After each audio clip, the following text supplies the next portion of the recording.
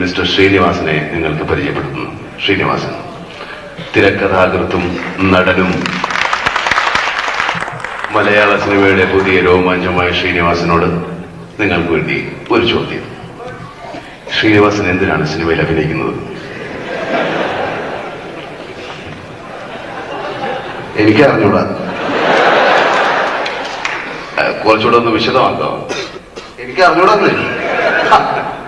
അല്ല, നിങ്ങൾ കുറെ കാലമായിട്ട് സിനിമയിൽ അഭിനയിച്ചിരിക്കുന്നു, പിന്നെ ഇപ്പോ തിരക്കഥ എഴുതുന്നു. ഇതൊക്കെ എന്താ കാര്യമൊന്നുമില്ല, ആവശ്യം എന്താണെന്ന് അറിയാൻ വേണ്ടി ചോദിച്ചാൽ ഇതൊന്ന് പറയണം. ഓരോ ജന്മത്തിന് ഓരോ ഉദ്ദേശങ്ങളുണ്ടല്ലോ.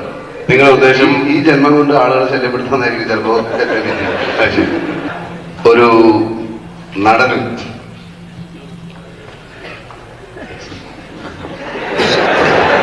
ഹലോ ഒരു നടന് സിനിമയില് ക്രിയേറ്റീവായിട്ട്, അതായത് കുറച്ച് സൃഷ്ടിപരമായിട്ട് ഒരു നടന്റെ കോൺട്രിബ്യൂഷൻ, ഒരു നടന്റെ സംഭാവന എന്താണ് എന്നറിഞ്ഞാൽ കൊള്ളാം. ഒരു സിനിമയെ സംബന്ധിച്ചിടത്തോളം മറ്റു അഭിനയ മാധ്യമങ്ങൾ പോലെയല്ല സിനിമ.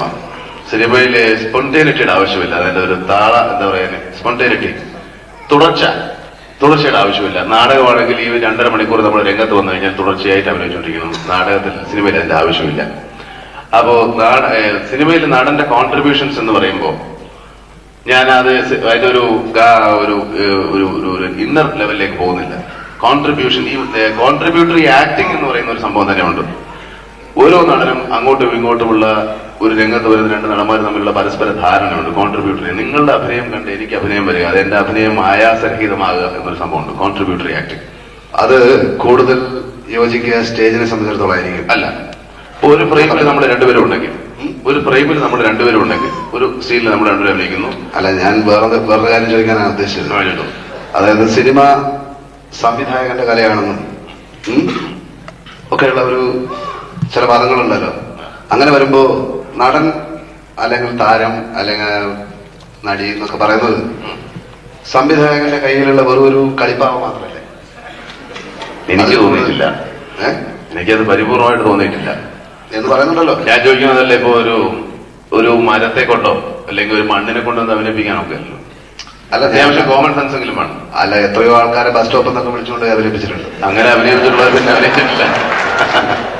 ബസ് സ്റ്റോപ്പിൽ നിന്ന് വിളിച്ചിട്ട് പോയവര് പിന്നീട് താരങ്ങളായതുകൊണ്ട് ഞാനിതാ നോക്കി. അല്ല, ഞാനൊക്കെ അതുപോലെ വന്നാണേ.